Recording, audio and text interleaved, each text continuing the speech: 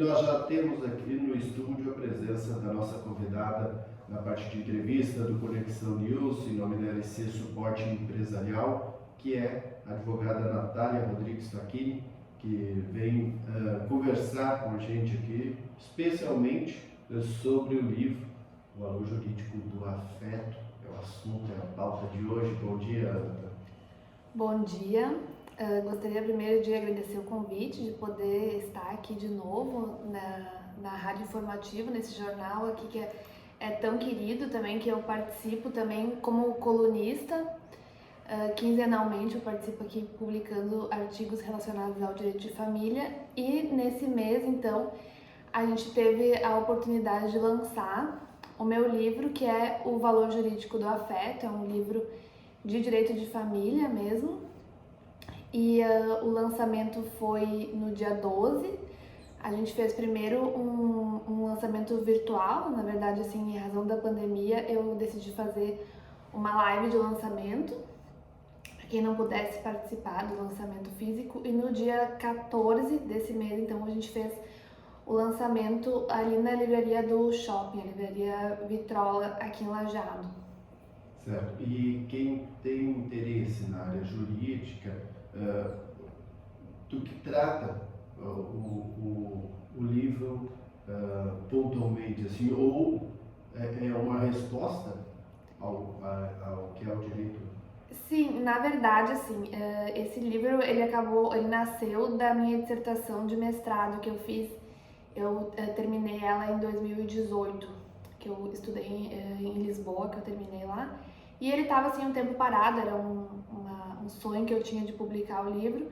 Então acabou que esse ano, então, tirei ele do papel, e ele retrata, na verdade, qual que é o valor, se o afeto ele pode ser exigido juridicamente ou não, se a gente pode atribuir algum valor jurídico no âmbito do direito ou não.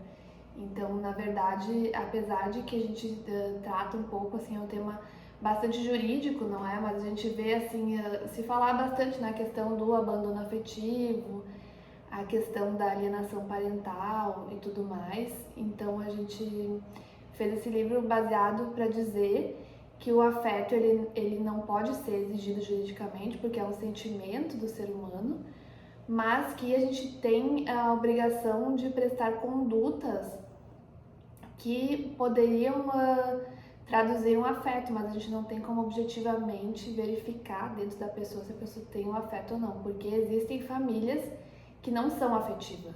Então, a gente sabe que existem famílias que as pessoas às vezes sofrem violência doméstica, mas nem por isso o direito deixa de proteger essas famílias.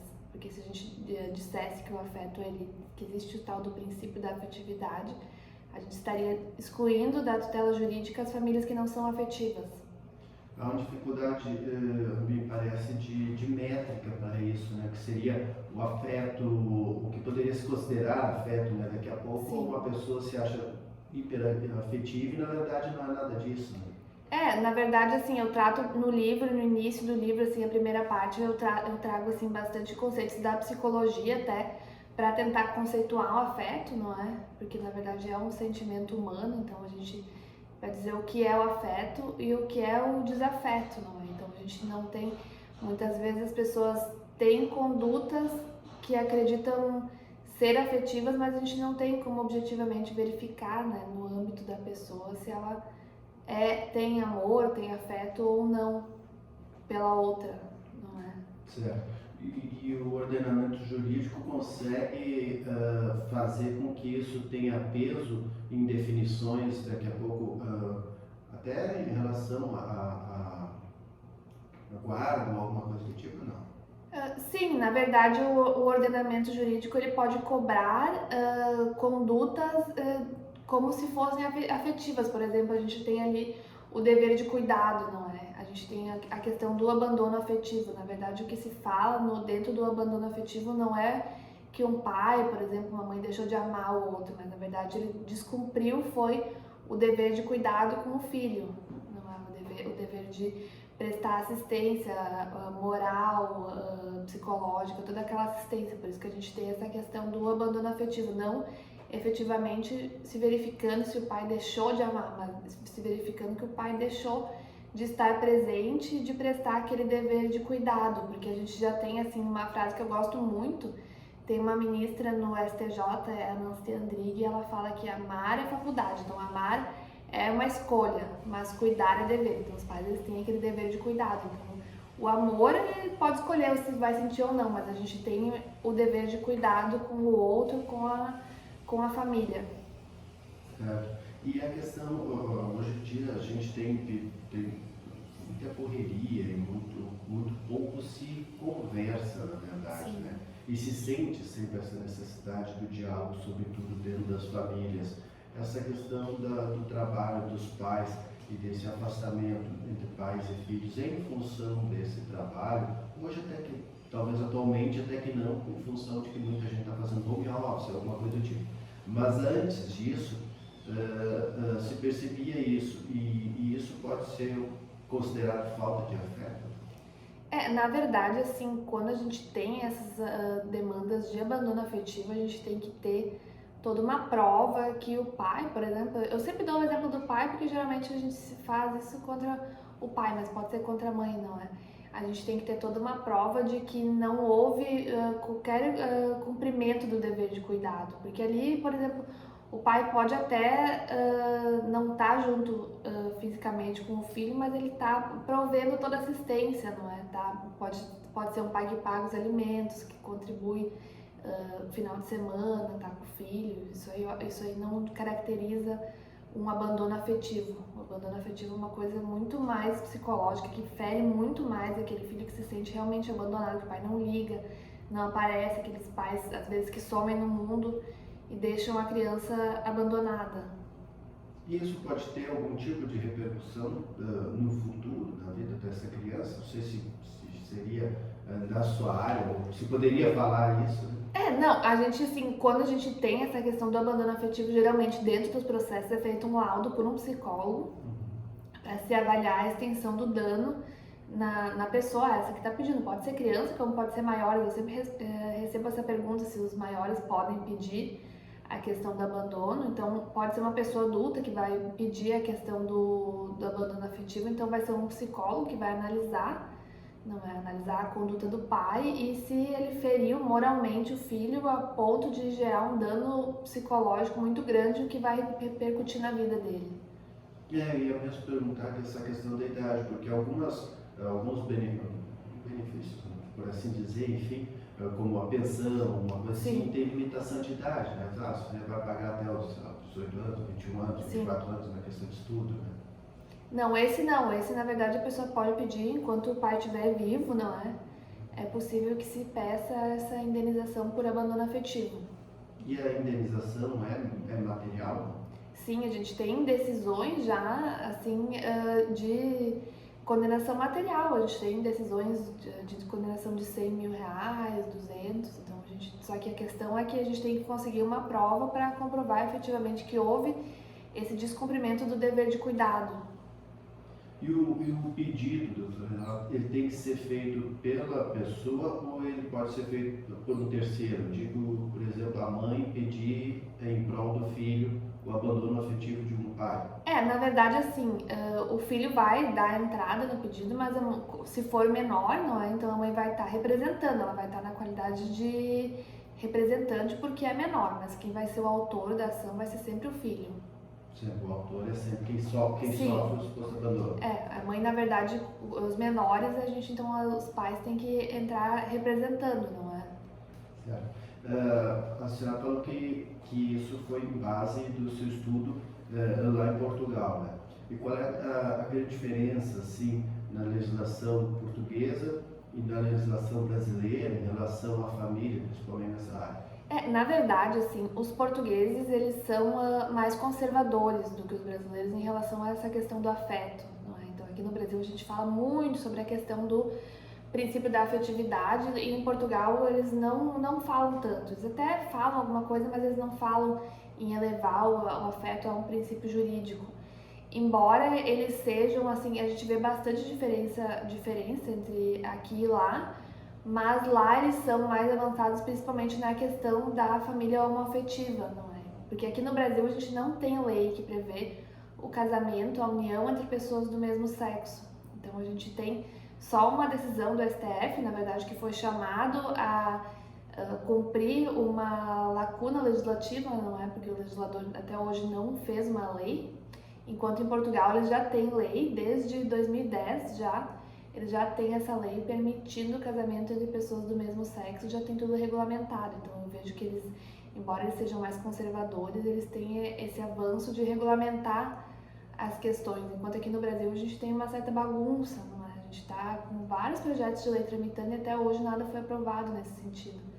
Então eu vejo que a gente tem assim um certo retrocesso e o judiciário acabou sendo chamado para decidir a questão, não é? A decisão essa do Supremo que permite o casamento homoafetivo, ela dá a segurança jurídica necessária para vocês que são da área, para buscar, por exemplo, os direitos semelhantes ou iguais ao casamento dito heteronormativo, assim, dito normal? Sim, hoje em dia as pessoas do mesmo sexo já podem se casar, porque logo depois o CNJ emitiu uma resolução permitindo que os cartórios, então, fizessem o casamento entre pessoas do mesmo sexo. Então, a gente já tem o casamento previsto e a união estável. Então, na verdade, eles são equiparados em todos os direitos ao casamento entre pessoas de sexo diferente, só a gente não tem ainda uma lei que permita isso, não é? Então, a gente tem, assim, uma omissão do legislador em cumprir uma demanda da sociedade, que a sociedade clamava por isso, e acabou o judiciário tendo que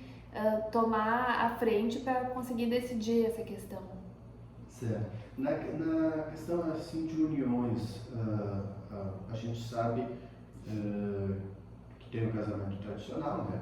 Tem a união estável e quando não há documentação de união estável, como se comprova aí, tanto faz uma união homoafetiva ou não homoafetiva? Sim. Na verdade, assim, quando muitas pessoas acabam não realizando, não é, o contrato de união estável e acabam tendo que realizar a prova, possivelmente quando se separam, quando uma das partes vem a falecer, não é? Então, o que a gente utiliza é toda a documentação, não é? Se tem filhos, os filhos já são uma comprovação, e depois a gente vai ter a prova testemunhal, porque na verdade a união estável ela não depende do contrato, ao contrário do casamento, que o casamento se institui a partir do contrato, não é? Da assinatura do contrato. A união estável ela começa a partir de um fato, que é uma união pública, contínua e duradoura com a intenção de constituir família. Então a gente tem que comprovar esse fato, pode ser por prova testemunhal. Depois, claro, a gente vai ter a prova documental, como por exemplo, duas pessoas viviam juntas, elas têm cada uma tem uma conta naquele endereço, ou por exemplo, tem conta conjunta, qualquer coisa nesse sentido, até fotografias, a gente tem vários documentos que são hábeis a comprovar. Então, às vezes a outra pessoa coloca como dependente em plano de saúde ou alguma outra coisa assim, então isso tudo já tem a possibilidade de se comprovar essa união estável. Aí o maior dilema dos estudantes quando estão fazendo um trabalho na conclusão de curso é a falta, muitas vezes, de material pregresso, né? Sim. Encontrar material que já tratasse sobre o assunto, mote do trabalho de conclusão. E existe material que pudesse ser pesquisado? Você encontrou material ou daqui a pouco você que está fornecendo a pesquisa? Na verdade, assim, esse trabalho que eu criei, ninguém nunca tinha escrito dessa maneira, né? Então, na verdade, eu fiz uma pesquisa muito grande, pesquisei tudo que eu pudesse encontrar pra gente encontrar um conceito de família que a gente pudesse trabalhar, não é? E trouxe outros conceitos, porque na verdade o que eu falo no livro é que o afeto ele não é elemento que define a família, mas sim eu trato sobre as questões das uniões conjugais, que é o casamento e a união estável, que o que define o casamento e a união estável é a vontade das pessoas. Então eu trouxe junto o princípio da autonomia da vontade, porque o que mantém o casal unido é muito mais do que o afeto, que a gente não consegue verificar objetivamente, é a vontade dos dois em permanecerem unidos, porque eles podem estar unidos por outros motivos que não afetam, como por exemplo, Às vezes um casal já não se ama mais, mas está junto por causa dos filhos. Ou a gente vê mulheres, infelizmente, sofrendo violência doméstica que acabam ficando junto com os maridos porque não teriam condições de se sustentar sozinhas. Infelizmente, a gente vê casos assim. Ou até mesmo mulheres que ficam com homens mais velhos, às vezes, interessadas no dinheiro. Então a gente não tem como verificar se dentro daquele relacionamento existe o amor ou o afeto, mas a gente vê que existe a vontade dos dois em permanecerem unidos, e no momento que eles não quiserem mais permanecer unidos permitido então que se divorciem ou se separem, no caso de uma união estável também.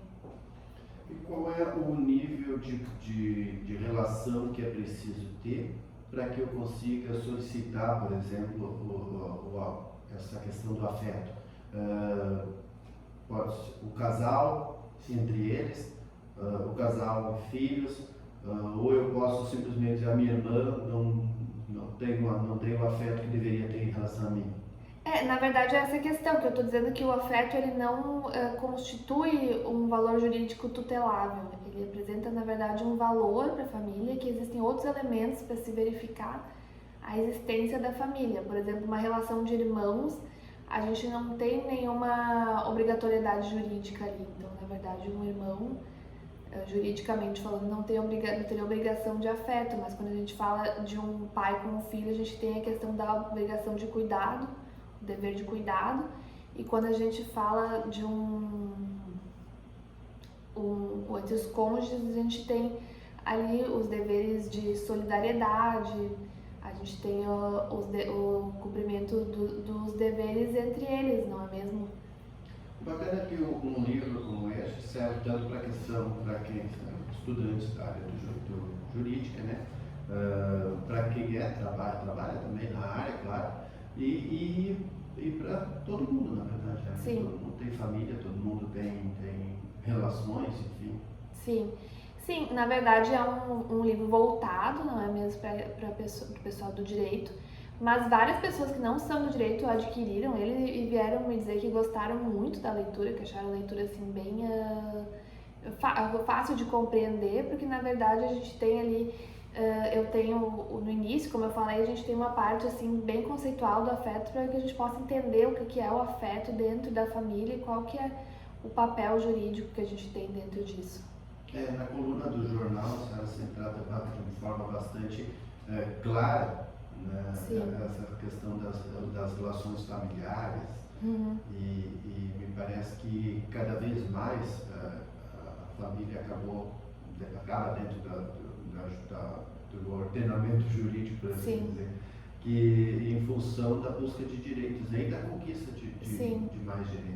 A gente tem assim o direito de família que tem caminhado por uma igualdade, não é mesmo? A gente teve a conquista da igualdade da união estável com o casamento, a gente teve a conquista da igualdade entre as relações homoafetivas com as relações heteroafetivas, então a gente tem uma busca de igualdade de direitos e de deveres. Então, na verdade, na coluna que eu tenho aqui no informativo, eu sempre tento buscar de uma forma mais simples possível para que o pessoal possa entender, assim, uma pessoa leiga possa ler e possa entender, ou até assim, várias pessoas às vezes vêm me falar que realmente que entendem, porque eu acho que os operadores do direito têm mania de falar muito em lei, em artigo, não sei o quê, então eu tento não trazer tanto artigo, mas trazer, assim, uma linguagem mais acessível, para que todo mundo possa entender. Há uma certa banalização de algumas leis específicas. Lei Maria da Penha, por exemplo. Sim. Aí alguém já disse, enfim, mas agredir uma pessoa é problema de qualquer forma, né? Seja ela mulher ou não mulher, né? Mas existe uma específica para agressão em relação à mulher. E agora, mais recentemente, se sancionou também a questão da ofensa só verbal ser também violência. Sim, olha, eu ainda não tive tempo de ler mais especificamente essa lei, mas a questão é que eles incluíram algo que na verdade a Lei Maria da Penha já previa a questão da violência psicológica, não é mesmo? Então essa questão do homem praticar, porque muitas vezes as mulheres acabam ficando submissas aos homens, não é? Então a gente tem essa possibilidade. Mas é uma questão muito tênue, porque na verdade a gente vai ter que ser analisado com muito cuidado pelo judiciário, não é pela polícia, para que se vê se realmente houve ou não, porque na verdade é a palavra da vítima contra a palavra do agressor, e o agressor ele vai poder ser punido. Então, assim, vai ter que ser feita uma análise bem minuciosa, caso a caso, para ver se efetivamente aconteceu essa agressão ou não.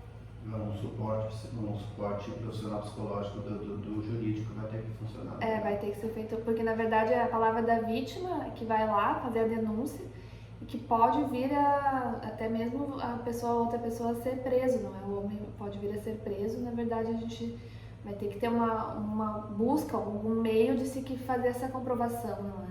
Certo. Eu entrevistei uma vez uma mulher que ela sobre violência feminina contra a mulher, né? E ela dizia, né, ela não foi agredida fisicamente, Sim. mas ele me ofendia, aquela coisa, né, dizer que eu era burra ou alguma coisa do tipo, e criou-se um drama pra ela, assim, que cada vez que ela ouvia falar nele, separou. Mas Sim. cada vez que eu ouvia falar nele, ela tremia. Então, mas de qualquer forma, a subjetividade é bastante grande nisso. A mulher, infelizmente, continua sendo a parte mais frágil da sociedade, então a gente tem alguns mecanismos de proteção, não é, para os vulneráveis, só que a gente tem que ter cuidado para não extrapolar, talvez, os limites de vir, talvez, porque na verdade a Lei Maria da Penha, ela é o único meio pelo qual um homem, por exemplo, ele pode vir a ser preso sem um processo legal, porque na verdade a gente tem primeiro aquela questão da medida protetiva, que ele tem que ficar longe da mulher, e se ele se aproximar da mulher, ele pode vir a ser preso. Então, na verdade, ele pode ser preso sem um processo. Então, a gente tem que ter uma linha muito tênue ali, tem que ter muito cuidado com essas questões, não é mesmo? Neste período da pandemia, muitos falou que o fato das pessoas ficarem mais em casa acabaria gerando mais agressões. E que é contrassenso, na verdade, né? Que seria o mundo ideal que as pessoas ficassem mais, né? Assim, convivessem mais, mas enfim. A senhora percebeu assim, essa ampliação das agressões nos atendimentos que a senhora estava fazendo? Na verdade, assim, a gente tem muitos relatos, eu tenho visto, assim, na verdade, não exatamente nos meus atendimentos, mas eu tenho visto, assim, relatos de estatísticas no Brasil mesmo, que aumentou, na verdade, os casos de violência doméstica, bem como os casos de divórcio, não é? Então, a gente tem estatisticamente que esses dois acabaram subindo dentro da pandemia em virtude da alta convivência, eu acho, entre o casal, não é mesmo? Que pessoas que geralmente não conviviam muito, não é? Acabaram sendo obrigadas a conviver e viram que, na verdade, havia uma incompatibilidade, talvez, ali dentro, e acabaram se separando, ou, infelizmente, acabou ocorrendo vários tipos de violência, não é? Faz crer que devemos pensar muito mais vezes antes de casar. Com certeza. Daqui a pouco, quando a gente é obrigado a conviver um pouco mais, Sim, percebe que tem que separar. com certeza. Essa é uma questão que tem que ser analisada com muito cuidado, não é mesmo? Doutora Natália Facchini, como podemos encontrar o livro, como podemos comprar o livro, onde se compra? Bom, o livro ele está à venda lá na livraria do shopping, lá na livraria Vitrola do shopping, e ele está disponível também na internet, também para quem quiser. Eu tenho a versão e-book dele, para quem preferir ler no computador. Então ele tem o e-book, tem a versão física também, e também lá no meu Instagram, então eu explico direitinho como que faz a venda, se alguém tiver interesse e quiser me seguir lá, é @NataliaFacchini, tá? Então lá a gente tem o link de venda para quem quiser adquirir ele, e em breve eu vou ter no meu site. Eu ainda não consegui botar no site, eu tive alguns problemas técnicos, o pessoal tá esperando, mas eu ainda não consegui colocar a venda no site. Eu tô só frisando o Natália, o Facchini é Facchini com CH, né? É F-A-C-H-I-N-I e mais um I no final. Isso aí. E a Natália tem H também. Sem H. Sem H. Sem H. @ Natália Facchini com I. Isso. Mais um I no final. É. Ok. Muito obrigado por essa conversa, doutora Natália. É muito bacana conversar sobre esse assunto do direito da família, né? E que eu acredito que gere interesse para todo mundo, porque enfim, todo mundo tem de alguma forma uma família. Sim, muito obrigada aqui pelo convite, fiquei muito feliz. E dizer que eu também estou muito feliz com esse lançamento, então assim, eu estou recebendo várias respostas positivas do pessoal que está lendo, que está se interessando. Tá, e obrigada aqui pro Jornal Informativo também, que me acolheu aqui, que a gente teve a matéria na semana que saiu, não é? E também a oportunidade de mostrar também ali as minhas, a coluna também quinzenalmente que eu participo aqui. Então, muito obrigada. A gente agradece, a casa está sempre de portas abertas. Agora são 9h27.